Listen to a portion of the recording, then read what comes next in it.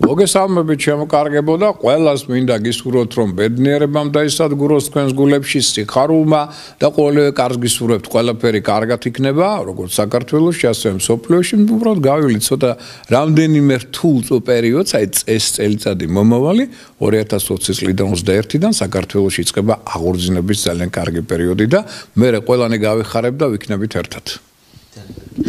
გაინტერესებს პირველ რიგში რამდენად შესაძლებელია უცხოპლანეტელების არსებობა ვიცით რომ ეს არსებობს უძველეს ტომებში არის ჯერ კიდევ უძველეს გამოქვაბულებში მათ შორის აი ხო საუბრობდით დოგონებმა როდის გვაჩვენეს ჩვენ ეს მათ გამოქვაბულებში ჩვენ წელთაღრიცხვამდე აღნიშნული ეს საოცარი უცხოპლანეტელთა გემების სხვადასხვა ფორმები გამოხატული ჩვენთან სვეტიცხოველში აიხედეთ შემოკარგო ასევე გამოსახულია ეს უცხოპლანეტელთა გემი და ასე შემდგომ ეს საუკუნეების განმავლობაში ადამიანები ამას ხედავდნენ და აფიქსირებდნენ მათ შორის ესეთი ხატრობით და ამის გარდა ახლა დღეს უკვე სხვა მეცნიერულ დონეზეა ჩვენ მზის სისტემას არ ვიცნობ და ჩვენი მზის სისტემის დაერე მილიარდობით არის სამყაროში უკიდეგანო ეს წარმოსადგენელთა ძნელია რა ხდება სამყაროში გონებისთვის და ამიტომ სიცოცხლე რო ვთქვათ რომ მარტო ადამიანის სახით არის აბსურდია რას ამბობ მე მახსოვს პროგრამა ვრემიამაც კი აჩვენა შემდგომ მოსკოვმა აჩვენა საკავშირო მასშტაბით აქ იყო ძალიან საინტერესო მომენტი როცა მაია ჯაბუა მღერის სიმღერას რუსთაველის გამზირზე ხდება ეს ამბავი და უცებ შუაში არის სოლო ერთ-ერთი ინსტრუმენტი ამ სიმღერის და უცებ ოპერატორმა გადაწია ეს ფუნიკულორის ის უნდა ხედი გადაწია ეს კამერა და უცებ ყველამ დაენახა ფუნიკულორის ზევით უზარმაზარი თეფში რომ ეჭყიალებდა ეს იყო ძალიან სენსაციური რამ მიხეილ გქონიათ თუ არა რამე შეხება მათთან როდისმე თავისთავად ინფორმაცია მაქვს პირადი უშუალო ანუ ცხონებული თალიშონია თავის დროზე სანამ ცოცხალი იყო მას ქონდა უამრავი კონტაქტი უცხოპლანეტელებთან და მახსოვს რომ იყვებოდა ეს სხვადასხვა კონტაქტზე როგორები იყვნენ ფერი და უშუალოდ სიმაღლე და ასე შემდგომ რით განსხვავდებოდნენ საოცარი მკვლევარი იყო სხვა შორის და მოქონდა ესეთ ბედნიერება ორჯერ ასევე მისი მეშვეობით მისი დახმარებით ორი შეხვედრა ქონდა რუსთავში ეს 90-იან წლებში კლასებია გარკვეულწილად ყველაზე ხშირად ვინ ჩამოდიოდა საქართველოში იმ პერიოდში ეს იყვნენ მარსიანელები და იუპიტერიანელები და ორივეს ქონდა შტაბინა მთვარეზე გაყოფილი აქვს შორის მთვარე და აქედან გამომდინარე იყო თვის მეუბნებოდა ბატონი თალისი რომ მარსიანელებთან ცოტა ფრთხილად მათ ცოტა განსხვავებული შეფერილობა აქვს შორის და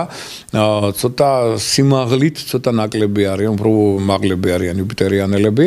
და ყოველთვის მეუბნებოდა რომ თუ დაენახავ მარსიანელებს ახლო არ მიხვიდა იმიტომ რომ მათ უფრო მეტი აქვს ცოტა აგრესია ჩვენ და იუპიტერიანელები პირიქით უფრო მეტად გვიცავენ და მათი ძირითადი ფუნქცია არის დედამიწის დაცვა თუმცა მარსიანელები ზრუნავენ ამაზე იმიტომ რომ კარგად იციან და ეს ხოშოს მათთან უშუალო კონტაქტის შემდგომ გავარკვიეთ რომ ესე იგი მთავარი მათი უშუალო მისია რა არის რომ დედამიწა არ დაეყოფოს ანუ აკონტროლებენ და უნდა დაიცვან იმიტომ რომ როგორც გითხრა ერთ-ერთ მოუცხოპლანეტელმა თუ დედამიწას რაიმე სეროზული რამ დაემართა ნუ მაგალითად აქ ბირთვული იარაღის გამოყენება ეგულისხმება ეს მერე ციკლურად გადაეცემა სხვა მზის სისტემის ასე ვთქვათ პლანეტებსაც ცოცხალ ორგანიზმებსაც და ეს უკვე მათთვისაც დიდ ხიფათს წარმოადგენს და აი ეს პირველად მე გამოვცადე ჩემს თავზე სწორედ აი უცხოპლანეტელებთან შეხვედრის დროს ეს ხო საოცრება იმიტომ რომ ჯერ ერთი წარმოიდგინეთ 3 მეტრიანი არსება დგას თქვენს წინაშე ხო რაღაცა სხვა ფერის თქვენგან განსხვავებული ფერის და ნუ გრანდიოზული სანახაობა აბსოლუტურად სხვანაირი ჭრილი თვალებისა სხვანაირი ჭრილი ცხვირისა პირისა სხვა ორგანოები აქვს შიგნით დრას თუ არა ხო თქვენ თუ მკითხავდა უცლებოდ მკითხავდა დაინტერესდებით რომ რა ენაზე ვსაუბრობდით ენა იქ არის აი ეს ხო ჩემთვის პირველი პარადოქსული მოვლენა ეს სანამ მიუახლოვდებოდით საერთოდ გავითიშე ცოტა ხანი და თალისმა კიდევ კაი გამაფრთხილა რომ ესეთი რამ მოხდება და არ დაგავიწყდეს ცოტა ხნით გთიშავენ ანუ საათი გაჩერდა ყველაფერი ესე იგი რაც კი ელექტრონული იყო ყველაფერი გაჩერდა ჩვენი ტვინიც გაჩერდა მინაგდა თავი ძალიან ამტკივდა ეს ერთი პერიოდი იყო ესეთი მე ნელ-ნელა დაალაგდა ეს ყველაფერი რაღაც პერიოდი პროსტრაციაში ხარ საერთოდ შეიძლება ვერ მიხვდე ვინ ახარ და სად ახარ არანაირი ხმის ამოღება არანაირი ლაპარაკი ანუ სრული ტრანს რაღაც საუბარი შენ გეგონება ვიღაცა გითარგმნის ქართულ ენაზე მაგრამ შენ კითხვა გაგიჩნდა ხო ადამიანზე მე გამიჩნდა კითხვა დაუშვათ რომ პირველი საიდან ხართ რომელი თანავარსკვლავი ეს აზრი გაჩნდა მოდის ეგრევე პასუხი ანუ მას არ ჭირდება ხმოვანი ასე ვთქვათ მიმართვა ეს მომენტალურად იჭერს შენს ინფორმაციას მომენტალურად გაძლევს ინფორმაციას და შენ გეგონება ვიღაცა ყურში ესე გითარმის ამას ქართულად გესმის მაგრამ ამ დროს გზნობ და იცი რომ საუბარი აქ არ არის ხმას საერთოდ არ ისმის მაგრამ შენ ზუსტად გესმის რა კითხვა იყო და რა პასუხი მოდის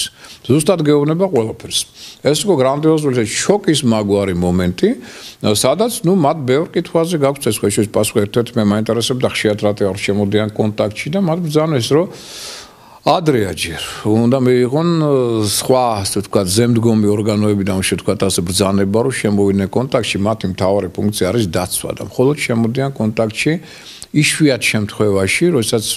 გარკვეულ ასე ვთქვათ შესწავლას აკეთებენ ჩვენი მდგომარეობისა ზოგიერთ ეხმარებიან სწორედ მე ვიცნობდი ქალბატონს რომელსაც ვენების საშინელი მდგომარეობა ჰქონდა და ექიმებმა უარი თქვეს უკვე ოპერაციაც არ გიშველისო და უცხოპლანეტელების მეშვეობით მთლიანად მოერჩინა და ექიმებს დღემდე არ ჯერათ ეს მაგრამ ესეთი მოვლენებიც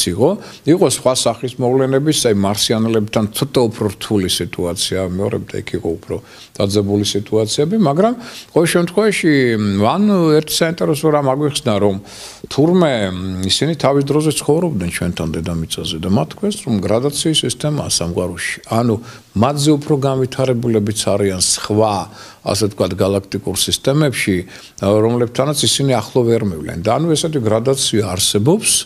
და მათაც ბევრი რამ არიციან კიდევ რაც არის სამყაროში მათ თქვეს რომ აი ჩვენ ერთი პერიოდი ცხოვრობდით დედამიწაზე გავიარეთ ის ევოლუციური გზა რომელსაც თქვენ გადიხართ დავიწყეთ ასე პატარა ერთი ბორბლით მერე მივედით ველოსიპედამდე მერე მივედით მანქანამდე მერე აღმოაჩინეთ კომპიუტერი მერე ნელ-ნელა გადავედით თვითრნაებზე რაკეტებზე და ასე შემდგომ და ერთჩვენე დღეს უკვე დავიწყეთ ფრენა მანქანა აღარ ჭირდებოდა ფრენა უკვე თვარეზე და ასე შემდგომ და როცა უკვე გავედით კოსმოსში გასაგები გახდა რომ უკვე მივედით იმ დონემდე ცივილიზაციისა როცა უკვე დედამიწა ამოიწურა ანუ საჭირო იყო სხვა galaktikური სისტემა სხვა განვითარების დონეზე გადასვლა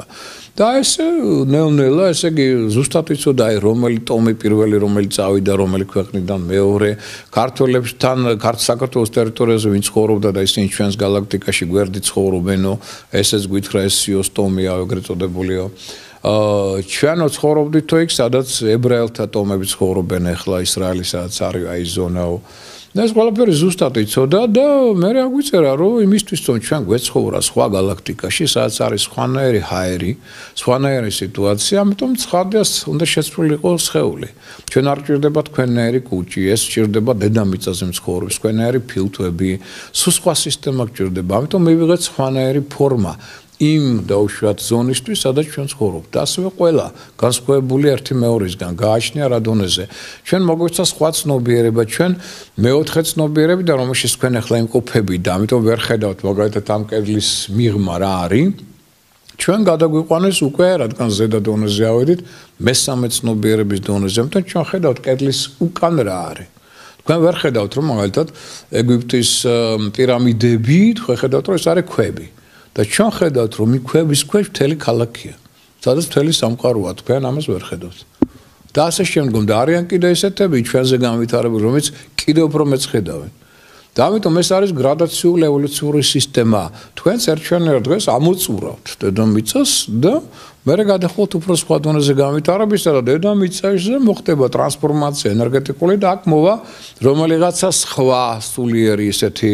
არსებების ჯგუფი რომლებიც როგორც თქვენ დაიწყეთ პირველ ყოფილიდან აი ესე დაიწყებენ აქ განვითარებას და წავლენ წინ ეს ცხოვრების სამყაროს უფლის კანონია აი ეს ბრძანის მოთ ძალიან დიდი მადლობა თქვენ ესე ამომწურავი ინფორმაციისთვის და გისურვებთ წარმატებას რა თქმა უნდა. ვიცოცხლეთ ყველას უსურვებ წარმატებას, წინსვლას, ბედნიერებას და დიდ სიყვარულს.